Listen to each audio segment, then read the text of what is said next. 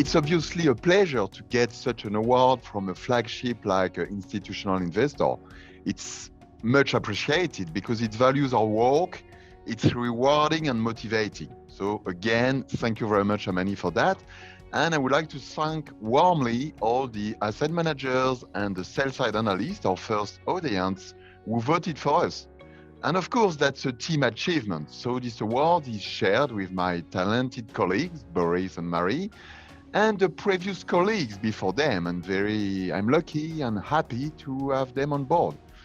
And that's as well the success of the top management of a group and as Vinci, CEO Xavier Huillard and CFO Christian Labéry, who trust us and give us autonomy and positive energy to achieve our mission in, I would say, good conditions.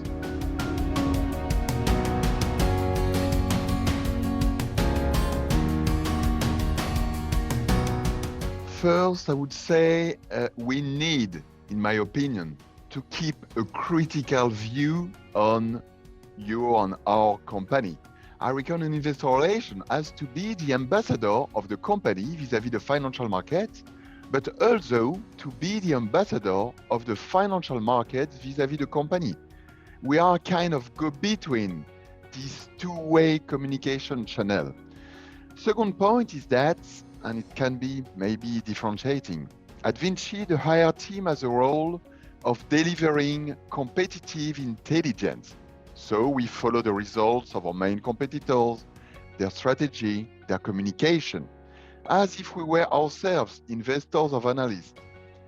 That's key, in my view, to be curious and to know perfectly your sector and the best or bad practices around.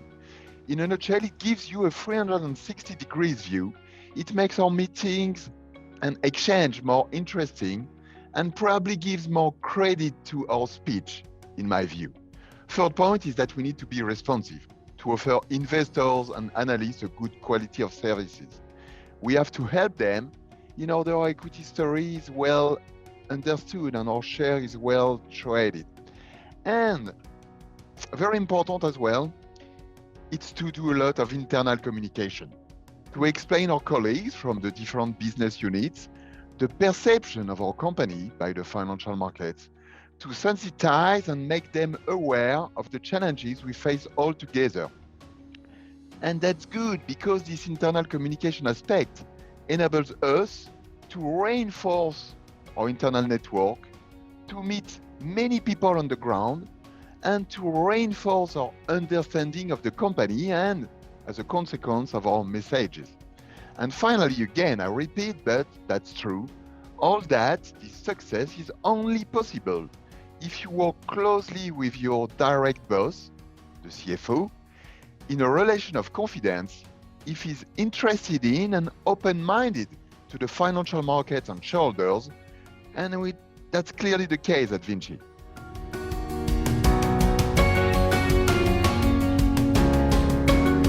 Yes, that's a vast, a large subject and a very interesting but difficult question.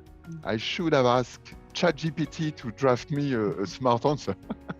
No, first thing regarding AI, I struggle to imagine a full replacement of investor relation by AI.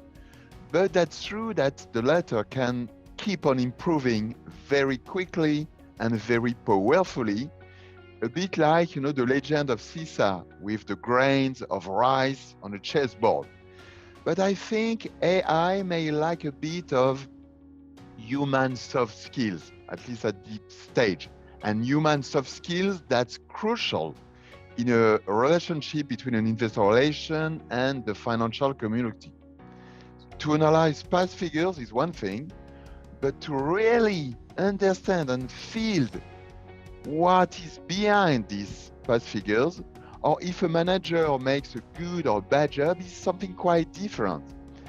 That said, I think we could and we should maybe use AI for internal tasks in order to be even more efficient in our day and to spend more time on value-added mission. And finally, we should not forget that AI is efficient only if you ask the robot with the good request. And in our job, we'll still be the best position to program and to ask the good request to the robot. So we are not over yet. We should spend more time to communicate with tools like LinkedIn. You know, I read recently in a survey from one communication consultant in Paris, Brunswick, that LinkedIn is the second preferred business social media among investors. So maybe we are a bit quick on that, and we should try to be a bit more active and present on this kind of social networks.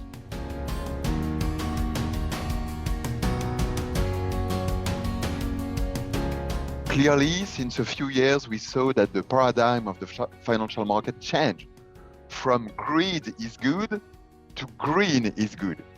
And good news for us is that it's in line with our DNA and with our CEO's philosophy since more than 15 years.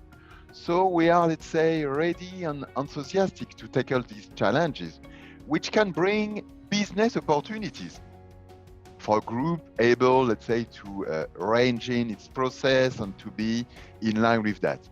But all our stakeholders, the employees, the clients, the investors, they are expecting such a performance from a companies like Vinci because that's a question of reputation and acceptability.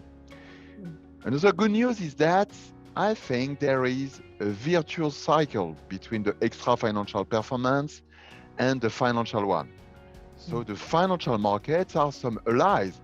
As the more successful we are in terms of ESG, the lower our cost of capital will be. Because that's basic. The investors are more and more looking for this kind of companies, ticking all boxes. So that's the offer and demand theory. And a good illustration of that for Vinci is the green bond we issued in November 2020, 500 million euros on 8 years at a zero coupon. It was the cheapest bond ever issued by Vinci.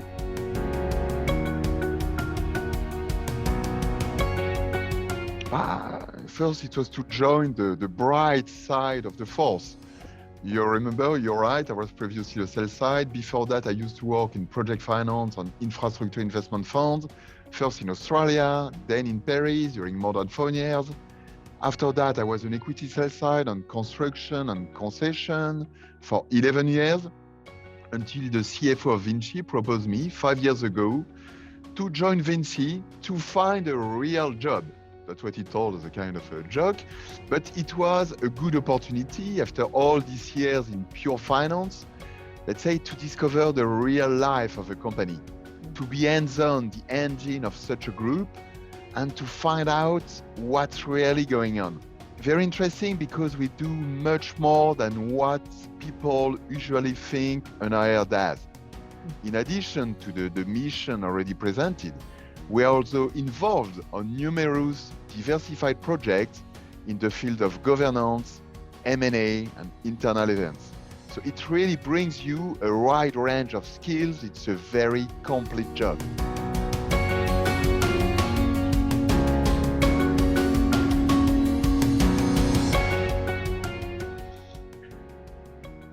Probably it will be a job more and more important. It's still a young position, I would say. But if we try to wrap up a bit what I said so far, one of the biggest challenges will be again ESG. The roadmap is to keep on integrating more and more extra financial performance into our equity story. And the challenge is the same for everybody on the financial markets, both the buy side and the sell side. And it's not, frankly speaking, an easy task at this stage because we receive a lot of questionnaires from investors, and these questionnaires are not standardized yet. Everybody has its own questions, so we have to provide tailor-made answers. That's very time-consuming, but it's probably only the beginning of this ESG journey, and things should progressively normalize, I hope. But more broadly, let's be clear, we are entering into a green accounting system. Regulators aim to improve the transparency and the consistency of the extra financial reporting of corporates. That's a revolution. and the financial department of companies will have more and more to carry on closely this subject. And in a nutshell, we'll need to be as good and as efficient in extra financial reporting as we were and as we are in financial reporting. And for an investor relation, the primary mission is to keep on consolidating and enlarging the shareholder basis.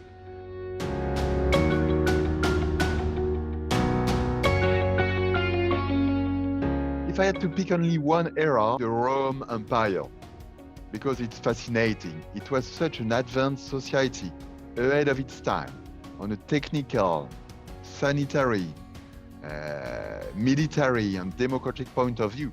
And during this era, I would jump into the gold civilization, which is probably much more interesting than the cliche we can have in mind. You know, the Gauls or the Gallics, I don't know the exact term in English, were very good artisans, very good salespeople, but they were also very divided, not enough team spirit minded. That's why finally they've been invaded, and that's why they finally disappeared.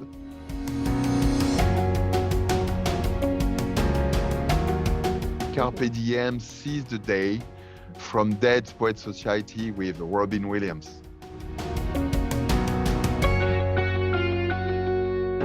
To see France, Les Bleus, to win the Rugby World Cup, the 28th of October in Paris at Stade de France, which is managed by Vinci. Second on the bucket list, so more midterm, who knows, to maybe write, to publish, and hopefully to sell some novels, some books, you know. And third one is maybe quite not so original, but I would say when I will be retired. I don't know exactly at which age, because you know there are a lot of noise about that in France.